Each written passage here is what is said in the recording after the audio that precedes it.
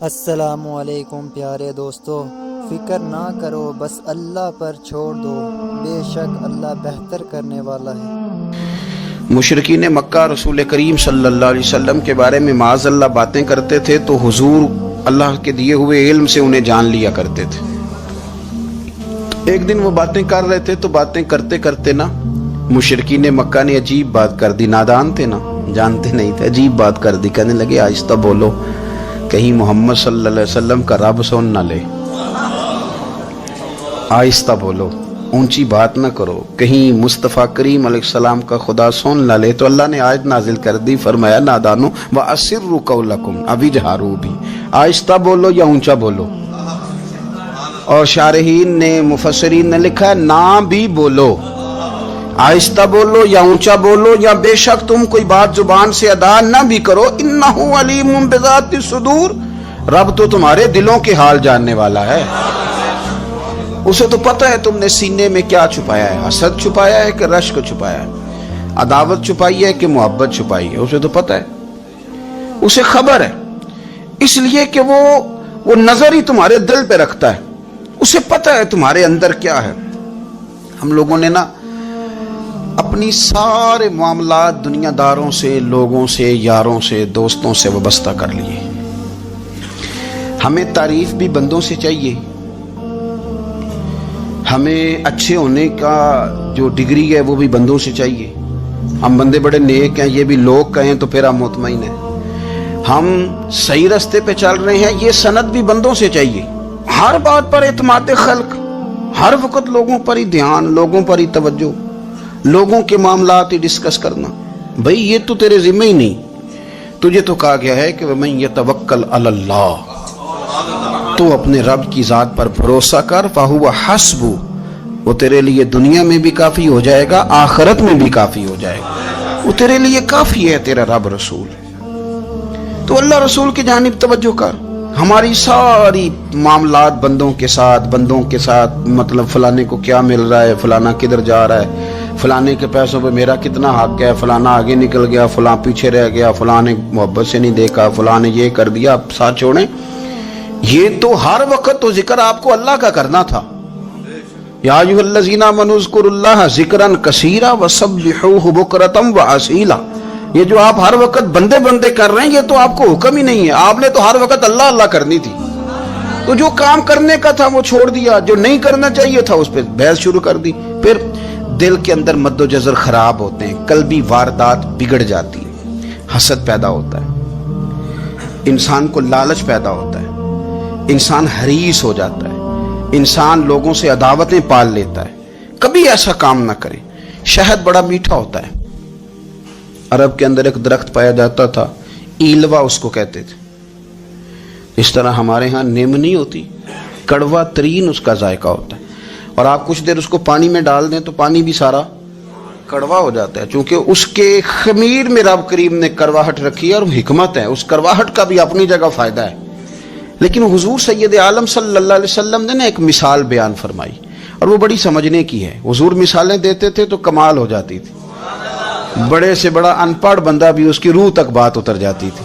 کریم محبوب علیہ السلام فرمانے لگے کہ اگر ایلوا درخت کے کچھ ٹکڑے شہد میں ڈال دیے جائیں نا تو شہد سے زیادہ میٹھی چیز کوئی نہیں ہوتی۔ تو حضور فرماتے ہیں کہ وہ ایلوا کا درخت جو ہے وہ شہد کو بھی بگاڑ دیتا ہے، اس میں کرواہٹ پیدا کر دیتا ہے، حالانکہ وہ بڑا میٹھا تھا، اپنی جگہ اس کی مٹھاس میں کوئی کسی قسم کی کمی نہیں تھی، لیکن وہ ایلوا کے درخت نے اسے بگاڑ دیا۔ اللہ کے محبوب فرماتے ہیں جس طرح ایلوا کا درخت شہد کو تباہ کر دیتا ہے نا، اس طرح حسد آدمی کے ایمان کو تباہ کر دیتا ہے۔ ایمان بڑی میٹھی چیز ہے، بڑی حسین چیز ہے، لیکن جب حسد آ گیا نا، حسد ہے کیا؟ حسد بندوں سے نہیں ہوتا، یہ سمجھ لیں۔ حسد کا مطلب، حسد کی لغوی تعریف یہ ہے کہ یہ سمجھ لینا کہ یا اللہ اسے نہیں دینا چاہیے تھا، مجھے دینا چاہیے تھا، یہ تعریف ہے۔ تو حسد ہوتا کس سے؟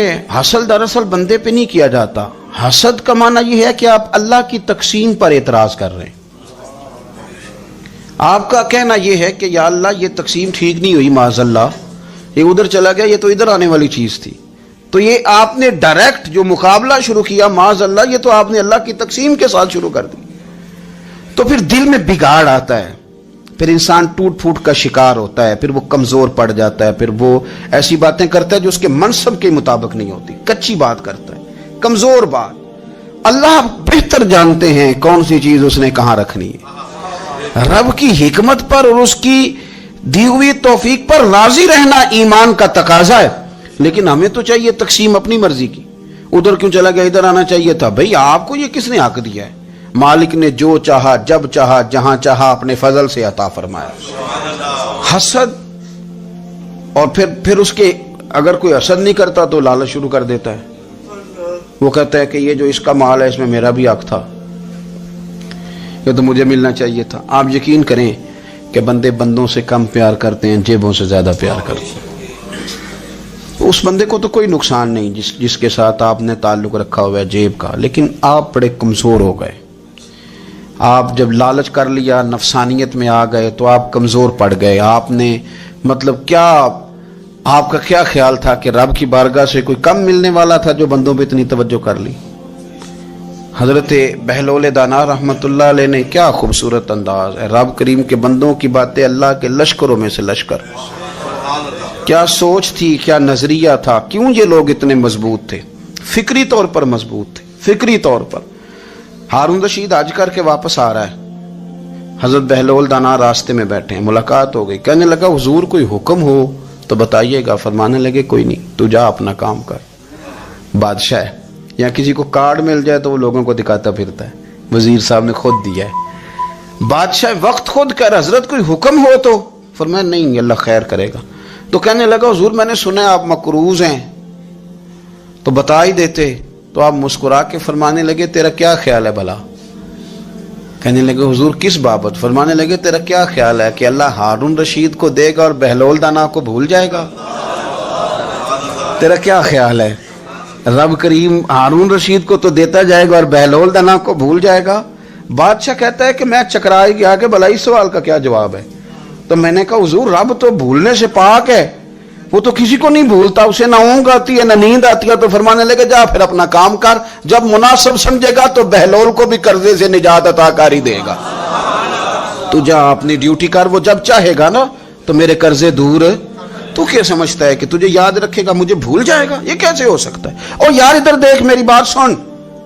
او بھائی وہ تیرا میرا رب ہے، یہ ہو سکتا ہے کہ امیروں کو دے دے اور تیرے جیسے میرے جیسے غریبوں کو وہ بھول جائے؟ یہ ہو سکتا ہے؟ تو کیوں لوگوں کی جیبوں پہ توجہ، لوگوں کی جیبوں پہ نظریں، فلانے کے پاس آ گیا تو میں رہ گیا، مطلب کس لیے؟ ہمارا رب کسی کو بھولتا نہیں ہے. کسی شخص کو وہ میرا مالک اپنے فضل سے نظر انداز نہیں کرتا، وہ سب کو نوازتا ہے. لیکن اس کی حکمت کے تقاضوں کا انتظار کرنا مسلمان کی شان ہے. کبھی کسی حسد میں کبھی کرنا ہو تو رشک کریں، مزہ آئے گا. اور یہ رشک کرنے کا نا، رشک کا معنی کیا ہے؟ حسد کا معنی یا اللہ اسے نہیں دینا چاہیے تھا، مجھے دینا چاہیے تھا. اور رشک کا معنی یا اللہ تو نے دیا ہے، کیا بات ہے، اسے دیا تو کیا بات. اگر تو نے دیا تو مالک جچا بھی ہے، اگر تو نے دیا ہے تو نظر بھی آیا ہے، اگر تو نے دیا ہے تو پھر کیا بات ہے، کمال ہو گئی، وہ نظر آ رہا ہے. اور یا اللہ اسے دیا ہے تو میں بھی تیرا بندہ ہوں، اسے بھی اور دے اور مجھے بھی عطا فرما. یہ رشک ہے. رشک کا نا حضور نے حکم دیا ہے، نبی پاک نے رشک کا. ہمارا یہ مسئلہ ہے کہ ہم نا جو کرنے والا کام ہے وہ نہیں کرتے، رشک کریں. بخاری مسلم میں حدیث ہے، نبی پاک صلی اللہ علیہ وسلم نے فرمایا 2 بندوں پر رشک کرو. کہو کیا بات؟ رشک کرو 2 بندوں. یا رسول اللہ کون کون سے؟ فرمایا ایک وہ مالدار جسے اللہ دولت دے اور وہ صبح بھی رب کے رستے میں خیرات کرے اور شام بھی رب کے رستے میں خیرات کرے، یہ قابل رشک ہے. کہو تیری کیا بات ہے بھائی، کیا تجھے اللہ نے نوازا ہے، اور اس پر رشک کرو کو یا اللہ اسے اور دے تاکہ یہ تیرے بندوں پہ اور اثار کرے اور تیرے بندوں پہ سخاوت کرے، اور اللہ اس کے فعل تصدق ہمیں بھی عطا فرما. اور حضور فرماتے ہیں ایک مالدار پر جو صبح و شام سخاوت کرے، اور ایک اس عالم پر جسے اللہ قرآن کا علم دے. وہ صبح بھی لوگوں کو قرآن مجید کے ترجمے تفسیریں قرآن کے درس سکھائے اور شام بھی لوگوں کو قرآن مجید کے درس عطا فرمائے. اس پر رشک کرو, کہو کیا بات ہے یار تیری, تجھے اللہ نے کتنا نوازا. قابل رشک لوگوں پر رشک کرو, ان کی تعریف کرو, ان کے لیے اچھے کلمات ادا کرو. معاشرے میں حسد پرموٹ ہوا ہے. اگر کبھی رشک پرموٹ ہوتا نا تو عزتیں بڑھ جاتی, محبتیں بڑھ جاتی, خلوص میں اضافہ ہوتا, لوگ ایک دوسرے کے قریب آتے. ہم نے کسی فضیلت والے کی فضیلت کو تسلیم کرنے سے انکار کر دیا, ہم نے کسی بڑائی والے کی بڑائی کو تسلیم کرنے سے انکار کر دیا, ہم نے حسد کیا, ہم نے لالچ کیا, ہم حریص ہوئے. اس کا نقصان یہ ہوا کہ لوگ ایک دوسرے کے پاس رہتے ہوئے پاس نہیں رہتے, ایک دوسرے کے ساتھ وقت گزار رہے ہوتے ہیں لیکن ان کے بارے میں رویے ان کے سخت ہوتے ہیں, لب و لہجہ تلخ ہوتا ہے. جب وہ کسی کے بارے میں بے لاگ تبصرہ پوچھا جائے تو غلط باتیں کر. رشک کریں. دیکھیں نا حضرت ابو بکر صدیق رضی اللہ, حضرت عمر فاروق رضی اللہ, ساری زندگی دوڑ لگی رہی. حضرت عمر کہتے ہیں میں نے ساری زندگی دوڑ لگائی ہے کہ ابو بکر سے آگے گزر گئے, لیکن یہ دوڑ حسد والی نہیں, یہ رشک والی. فرماتے میرا دل کرتا تھا کہ میں نیکیوں میں ابو بکر سے آگے گزر جاؤں, حضور کے عشق میں ابو بکر سے آگے گزر جاؤں, نبی پاک علیہ السلام کی اولاد کی محبت میں ابو بکر سے آگے گزر جاؤں, میں نا خیر کے کاموں میں آگے گزروں. کہتے میرا ساری زندگی رشک کا رشتہ رہا. یہ رشتہ شاندار ہے, اس پر عمل کریں, اس پر توجہ کریں, بجائے اس کے کہ یہ کہنا کہ استاد جی کا فلانے سے زیادہ پیار ہے. پیار کی وجوہات تلاش کر. مرشد فلانے پہ نظر رکھتے ہیں تو میرے بھائی وہ نوٹوں کی وجہ سے نظر نہیں رکھتے, تو وجہ تو تلاش کرنا, وجہ کیا ہے. تو اپنے آپ کو اس طرح کا بنا, تو اس طرح کی کیفیات پیدا کر اپنے اندر. ہم کیا کرتے ہیں کہ رشک کرنے کی بجائے حسد کرتے ہیں. حسد نہیں کریں, اپنے آپ کو سنواریں, وہ رشک کی وجہ سے آپ سنوار سکتے ہیں. نبی پاک علیہ السلام کی پیاری زوجہ ام المومنین سیدہ عائشہ صدیقہ, بڑی شان ہے اس خاتون کی, بڑی عظمت ہے. ان راہوں کے صدقے جن رستوں سے سیدہ پاک کی سواریاں گزرا کرتی, کیا درجہ اللہ نے دیا ہے سیدہ عائشہ صدیقہ کو. کہتی ہیں حضور کا وصال میری گود میں ہوا ہے. اور مولا علی شیر خدا فرماتے ہیں میں نے حضور کو سب سے زیادہ عائشہ صدیقہ سے پیار کرتے ہوئے دیکھا. اور عائشہ صدیقہ رضی اللہ تعالیٰ عنہ فرماتی ہیں میں نے حضور کو سب سے زیادہ فاطمہ الزہرا سے پیار کرتے دیکھا. یہ الگ ماحول ہے ان کا آپس میں. تو حضرت عائشہ صدیقہ اتنا بڑا مقام, لیکن وہ فرماتی ہیں میں نے ساری زندگی سیدہ خدیجہ الکبریٰ پہ رشک کیا.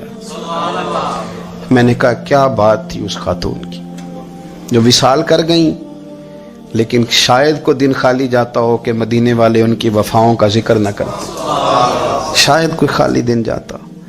کہتی ہے میں نے اتنا قابل رشک ماحول نہیں دیکھا. ایک دن حضور گھر میں گوشت لائے اور مجھ سے فرمایا عائشہ گوشت پکاؤ, تو میں اسے صاف کرنے لگی تو حضور فرمانے لگے شوربہ ذرا زیادہ کرنا.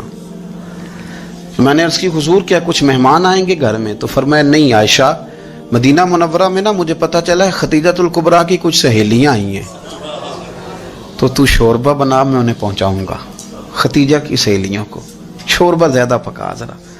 تو حضرت عائشہ صدیقہ کہتی ہے میں نے بڑے نرم لب و لہجے میں بڑی بنا سوار کے مسجع مکفہ چن کے جملے بات کی.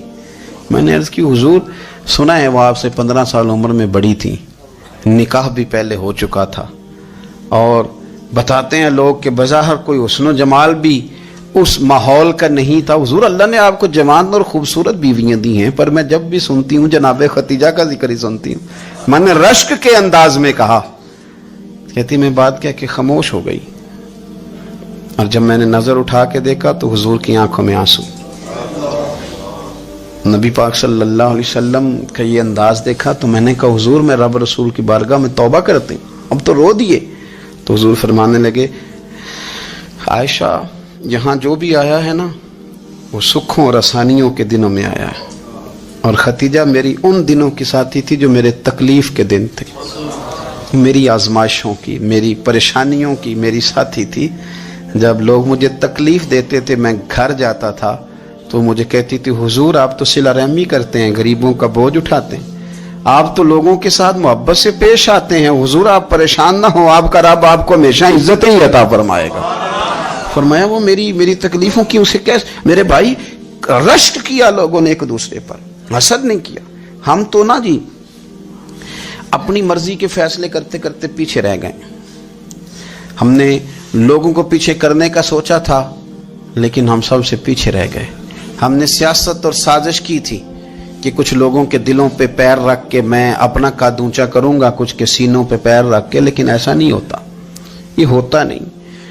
آپ کسی کی جگہ نہیں لے سکتے اس لیے کہ رب نے سب کی جگہ اپنی اپنی بنائی ہوئی, سب کی جگہ. ہاں ایسا ضرور ہوتا ہے کہ کئی دفعہ نا ہم اپنے مقام کو گرا لیتے ہیں. وہ کسی نے کہا تھا کہ ایسا نہیں کہ تیری جگہ کوئی اور آ گیا, لیکن تیرا مقام بھی اب تیرا نہیں رہا. ہوتا یہ ہے کہ ہم نہ گرا لیتے ہیں اپنے آپ کو. اگر ہم رشک کا ماحول پیدا کریں, رشک کا, اور ہم کہیں کہ کیا بات ہے, میں بھی سفر کروں گا, اس جانب جاؤں گا, بجائے یہ کہنا کہ فلاں آدمی بڑا آگے نکل گیا ہے, یہ کر کے نکل گیا ہے, وہ کر کے نکل گیا ہے, یہ کہنا کہ یار میں بھی رب کریم کی اس مدد کو تلاش کرتا ہوں جس کی برکت سے اللہ نے اس پر فضل فرمایا ہے. امام غزالی فرماتے ہیں 3 لوگوں میں حسد زیادہ ہوتا ہے, بغض زیادہ پیدا کر لیتے ہیں. اب چونکہ مضمون ہے تو ساری بات کھول کے ہی کرنی پڑے گی نا. فرماتے ہیں 3 لوگوں میں حسد, بڑے عہدے والوں میں حسد زیادہ ہوتا ہے. یعنی صوبائی وزیر کہتا ہے کہ حق میرا ویسے وفاقی وزیر کا تھا, اور وفاقی وزیر کہتا ہے کہ جتنا میرا تجربہ ہے نا مجھے بنایا وزیر اعظم ہی جاتا تو بات ٹھیک تھی. حسد زیادہ, بڑے عہدوں والوں میں حسد, اور امام غزالی فرماتے ہیں مالداروں میں حسد زیادہ ہوتا ہے. غریب نے غریب سے کیا جلنا ہے, جلنے کو شے ہی کوئی نہیں, کس سے جلیں گے.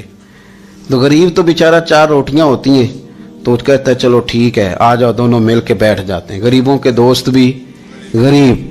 امیر حسد کرتے ہیں, وہ سودے پہ سودا کرتے ہیں, وہ ایک دوسرے کی کمزوریاں بیان کرتے ہیں. میں نے گاہکوں کو نفع لیتے دیکھا ہے, فلانے سے مال لیتے تھے جی, اس نے بڑا تنگ کیا تو کہتا ہے اسی طرح کا تو مجھ سے خریدا کر. لوگ استعمال کر جاتے ہیں. وجہ بیچ میں کیا ہوتی ہے, حسد, عداوت, خرابی ہوتی. اور تیسری بات امام غزالی نے شاید میرے لیے کہی ہے. امام غزالی فرماتے ہیں علماء میں حسد بڑا ہوتا ہے, عہدے داروں میں, مالداروں میں, اور علم والے لوگوں میں. وہ بھی اللہ کی تقسیم پر راضی نہیں ہوتے, چونکہ وہ سمجھتے ہیں مجھے یہ لفظ آتے ہیں, میری قابلیت زیادہ ہے, میں زیادہ پڑھا لکھا ہوں تو یہ منصب بھی میرا تھا, یہ کام بھی میرا تھا, یہ بھی میرے پاس ہونی چاہیے. ایسا نہیں ہوتا, یہ تو رب کریم کی عطا ہے. میں کئی دفعہ کہہ چکا ہوں کہ کام لینے پہ آئے تو میرے جیسے بیکار آدمی سے کام لے لے, یہ اس کی عطا ہے. اب ہمیں کرنا کیا ہے, ہمیں اس کی تقسیم پر راضی رہنا ہے, اس کی تقسیم پر قربان جائیں. رسول پاک علیہ السلام سے صحابی نے پوچھا حضور عزت کیا ہے, فرمایا جو رب نے تجھے دیا اس پہ راضی ہو جا, اللہ عزت عطا کر دے گا. قناعت کر, جو اللہ نے تجھے دیا اس پر قناعت کر, اللہ تجھے عزت دے دے گا. حضور ذلت کیا ہے, فرمایا لوگوں سے لالچ نہ رکھنا, تو ذلیل ہو جائے گا. لالچ نہ کر. تیزی کے ساتھ پروموٹ ہوتی ہیں چیزیں, ہمیں سازش کرنی آتی ہے. ہمارا خیال ہوتا ہے کہ میں نے دوسروں کے پیسوں پہ کاروبار کرنا ہے.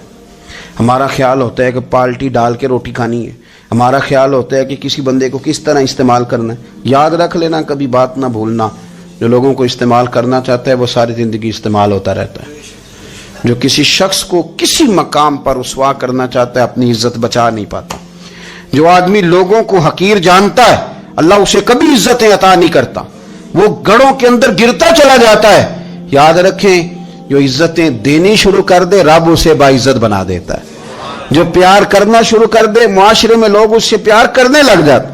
جو کسی, دیکھیں اگر ہم وہاں سے مانگے جہاں سے سب کو ملتا ہے تو پھر بندوں پر اتنی نظر رکھنے کی ضرورت باقی رہتی نہیں ہے. ادھر دیکھیں, رشک کریں گے تو لالچ سے بھی بچیں گے, حسد سے بھی بچیں گے. بخاری مسلم میں حدیث ہے, حضرت ابو ہریرہ رضی اللہ تعالیٰ عنہ کہتے ہیں حضور کی بارگاہ میں حاضر تھے تو کچھ غریب لوگ حاضر ہوئے, غربا. انہوں نے عرض کی یا رسول اللہ صلی اللہ علیہ وسلم ایک گزارش کرنے آئے. حضور نے فرمایا کہو. یا رسول اللہ امیر تو ہم سے آگے نکل گئے. حضور نے فرمایا کس بات میں؟ عرض کی حضور نمازوں میں نہیں ہم گزرنے دیتے, اتنے نفل وہ پڑھتے ہیں اتنے ہم بھی پڑھ لیں گے. صحیح بتانا, صحیح.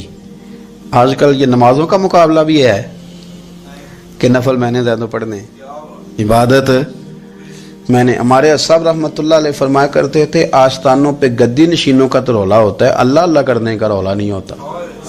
یہ تو شور ہوتا ہے کہ سجادہ میں ہوں سجادہ، اور سب نے کوئی نہ کوئی کہانی سنائی ہوتی. کہتے نہیں ابا جی مجھے کہہ گئے تھے کان میں، دوسرا کہتا نہیں مجھے لکھ کے دے گئے تھے، تیسرا کہتا تمہیں تو پتہ ہی نہیں، تم تھے ہی نہیں، عمرے پہ تو میرے ساتھ گئے تھے. جو میرے ساتھ ان کا معاہدہ ہوا وہ خانہ کعبہ میں ہوا ہے، لہذا میرا پہلا نمبر ہے. سب کے پاس کوئی نہ کوئی معاملہ ہوتا ہے. یہ سارے کام کوئی ضروری نہیں. ضروری کیا ہے کہ وہ جو کہتے تھے کرو، جس نے سب سے زیادہ کر کے دکھایا وہ زیادہ جانشین ہے. وہ زیادہ جانشین ہے جس نے زیادہ کر کے دکھایا. معاملہ تو یہ ہے کہ اس رستے پہ کس کس نے چلنا ہے. لوگ تو سجادہ نشینی سے بھاگا کرتے تھے، بھاگتے تھے. حضرت ابو بکر صدیق رضی اللہ تعالیٰ عنہ کا وصال ظاہری ہوا تو حضرت عمر خلیفہ بنے. تیسرا دن تک خلیفہ بنے ہوئے. 2-3 چھوٹی چھوٹی بچیاں آ گئیں، چاچا جان آپ خلیفہ بنے؟ فرمایا ہاں. چلو پھر عصر کے بعد ابو بکر ہمارے گھر جاتے تھے. فرمایا پتر تمہارے گھر کیا ہے؟ کہنے لگی ہم یتیم ہیں، ہمارا بھائی کوئی نہیں. ابو بکر روز عصر کے بعد آتے تھے، ہماری بکریوں کا دودھ دھو کے ہمیں دے جاتے تھے. کچھ بیچ کے گزارا کر لیتی تھی، کچھ پی لیتی تھی. چچا 3 دن ہو گئے، میری اماں بھی روتی ہے، بہنیں بھی روتی ہیں، آپ چلیں گے؟ تو جناب سیدنا عمر فاروق کہتے ہیں میں نے دستار سر پہ رکھی اور پٹکا میں نے اپنے کندھے پہ رکھا، بیٹیاں آگے آگے میں پیچھے پیچھے، روتے جا. ایک صحابی نے پوچھا عمر کیوں رو رہے ہو؟ کہنے لگے یار جی ابو بکر کتنا مشکل رستہ دے کے گیا، کتنا مشکل رستہ ہے اس کے طریقے پہ چلنا. یہ لوگ تو سجادہ نشینی اتنا کٹھن کام تھا، لوگ بھاگا کرتے تھے. شوق آ گیا. اب رسول کریم علیہ السلام کے حضور ناز حاضر ہو کے عرض کی حضور امیر آگے گزر گئے، نمازوں میں نہیں ہم گزرنے دیتے، ہم ان سے زیادہ پڑھیں گے. نفلوں میں نہیں گزرنے دیتے، زیادہ پڑھیں گے. یا رسول اللہ صلی اللہ تعالی علیہ وسلم ہم انہیں نا تلاوت قرآن پاک میں نہیں آگے گزرنے دیں گے، وہ ہم زیادہ پڑھیں گے. لیکن حضور وہ مالدار ہیں، غلام آزاد کرتے ہیں، صدقات کرتے ہیں، خیرات، اس کا ہم کیا کریں؟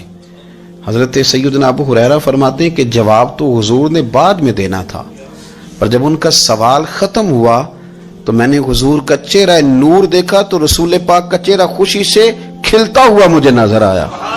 گویا یہ جو رشک ہے نا کہ نیکی میں آگے گزرنا، یہ حضور کو اتنا پسند آیا کہ ان کے سوال سے حضور بڑے راضی ہوئے.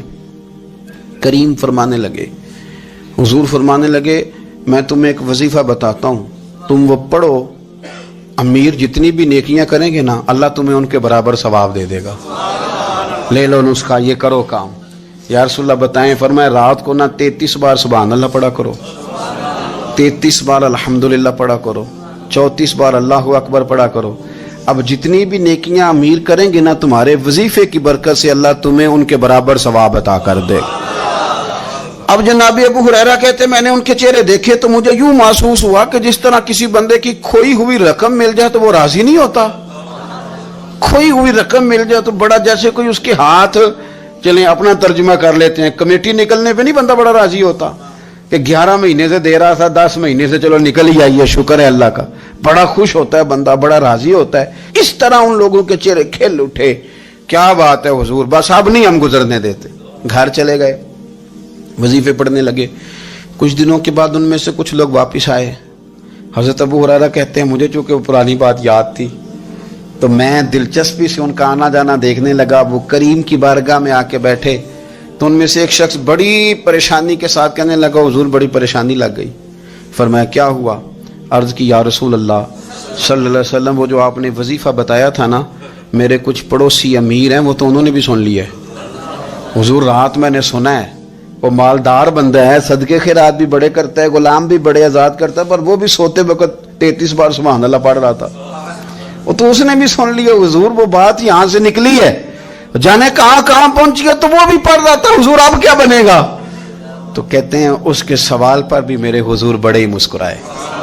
باقاعدہ دہک ہو گیا حضور کے، دہک ہو گیا. سرکار کھل کے نہیں مسکراتے تھے، لیکن آج حضور اتنا مسکرائے کہ میں نے حضور کے مقدس دانتوں کی زیارت کر لی. دہک ہو گیا باقاعدہ حضور کا. حضور فرمانے لگے انہوں نے بھی سن لیا حضور، اور سن کے پڑھنا بھی شروع کر. اب بات کو سمجھیں کہ کسی امیر نے یہ نہیں کہا کہ یہ تو غریب کے لیے وظیفہ تھا. میں کہتا ہوں اللہ اللہ کا مزاج ہی نہیں. مزاج یہ کہ سیاست کیسے کرنی ہے، چکر کیسے چلانا ہے، کوئی کہانی کیسے سنانی ہے. उधर उनको मिला, हालांकि बात तो गरीबों से हो रही थी। हुजूर वो तो उन्होंने भी पढ़ना शुरू कर दिया। अब हम क्या करें? रसूल करीम ने फरमाया वो भी पढ़ रहे हैं, हुजूर पढ़ रहे हैं, तो फरमाया ज़ालिका फ़ज़लुल्लाह युतीही मन यशा। भाई फिर ये तो अल्लाह का फजल है ना, वो जिसे चाहे अता करे।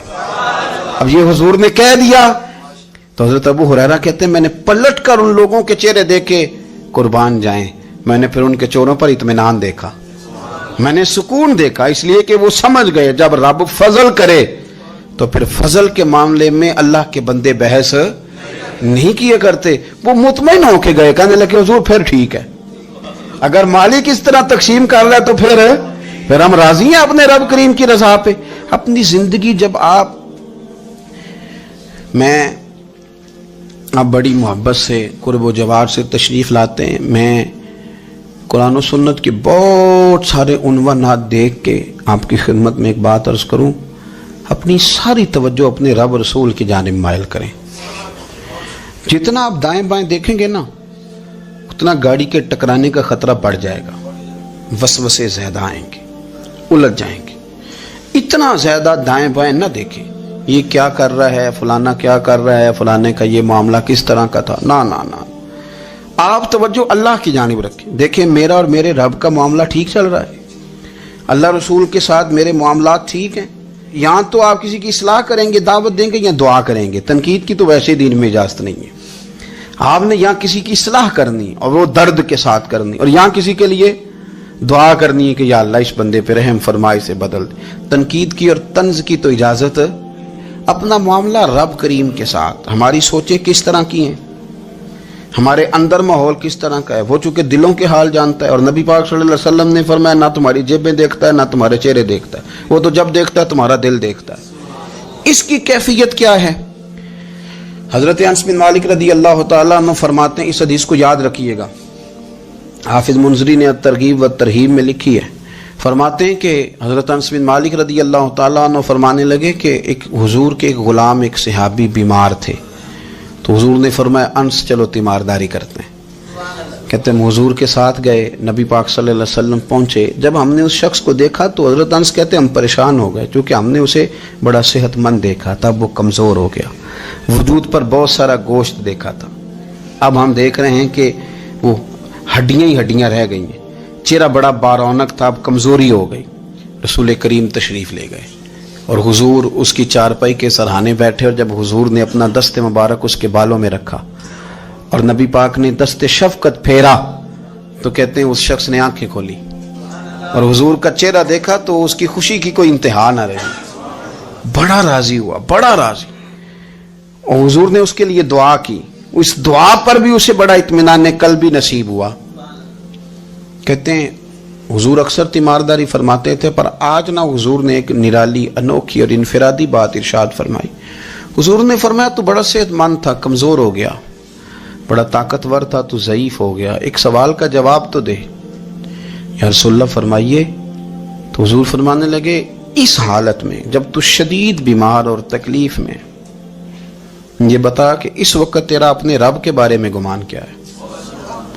हज़रत अनस कहते हैं पहले हुजूर बीमारों से ये सवाल नहीं पूछते थे, आज पूछा, क्योंकि सेहत में लोगों की जुबान पे शुक्र होता है और बीमारी में शिकवे होते हैं, माज़ अल्लाह। इस वक्त अल्लाह के बारे में ये सोच हुजूर ने हमें दी है। तुमने हर वक्त ये ज़हन बनाना है कि यहाँ रब करीम के बारे में क्या तसव्वुरात पल रहे हैं, आवाज़ें क्या उठ रही हैं, इस वक्त तेरा अल्लाह के बारे में गुमान क्या है। तो जनाब अनस बिन मालिक कहते उसने हमें इशारा किया कि मुझे उठा के बिठाओ। हमने बिठाया तो कहते हैं फिर उसने अपनी आंखें खोली और हुजूर के चेहरे नूर पर नजर करके नजर झुका ली। अर्ज करता या रसूल अल्लाह, मैं कमजोर हूं, बीमार हूं, तकलीफ में हूं, उठ नहीं सकता, खा नहीं सकता, पर हुजूर अभी भी मेरे दिल से आवाज यही निकलती है कि मेरा रब बड़ा ही करीम है, मेरा अल्लाह बड़ा ही मेहरबान है, वो बड़ा ही माफ करने वाला है, वो अपने बंदों से प्यार ही बड़ा करता है। आप मेरी बात को समझे, कैफियत क्या है और अल्फाज क्या है। हुजूर वो मुझसे बड़ी मोहब्बत करता है, बड़े प्यार वाला है। ये लफ्ज कहते कहते आवाज भरा गई, आंसू निकल आए। फिर उसने तकलीफ ज्यादा महसूस की तो वो लेट गया और फिर उसने हुजूर के चेहरे नूर पे नजर डाली, कलमा पड़ा, रूह ही परवाज कर गई। حضرت انس بن مالک فرماتے ہیں ہم اس کے گھر سے نکلے اور جب حضور اس کے کمرے سے باہر آئے تو رسول کریم نے پلٹ کر رک کر پھر پیچھے دیکھا اور فرمایا انس اگر کسی جنتی کی زیارت کرنی ہے تو میرے اس غلام کا چہرہ دیکھ لو. اس لیے کہ جن لوگوں کے نظریات رب کریم کے بارے میں اس طرح کے ہوں پھر ان کے خاتمے خیر کے ہوتے ہیں، پھر اللہ ان کے لیے جنت کے فیصلے فرماتا ہے. اپنے افکار میں، نظریات میں، سوچوں میں کوئی ضروری نہیں ہے کہ ہم لوگوں کو دو لفظ کہہ کے مطمئن کر لیں تو ہم خود ضمیر کے قیدی بن کے زندگی گزار دیں. یہ معاملہ ٹھیک نہیں، یہ صحیح نہیں چلتا. آپ اپنی قلبی واردات پر، قلبی خیالات اور تصورات پر کڑی نگرانی رکھیں گے. آپ دیکھیں گے کہ کہاں یہ مجھے خرابی کی طرف لے کر کے جا رہا ہے، کہاں یہ بدگمانیاں پیدا کر رہا ہے، کہاں یہ خرابیاں لا رہا ہے. یہ سختی پیدا کر دے گا، نفرتوں کو، لالچ کو، حسد کو، عداوت کو یہ بڑھا دے گا. آپ اپنے معاملات پر اپنے دل کو ہمیشہ حاضر رکھیں. اللہ اپنے محبوب کا صدقہ فضل کرے. وہ مقلب القلوب ہے تو وہ ہمارے دلوں کو اپنی طرف پھیر دے. ویڈیو اچھی لگی ہو ویڈیو کو لائک، شیئر اور چینل کو سبسکرائب ضرور کریں.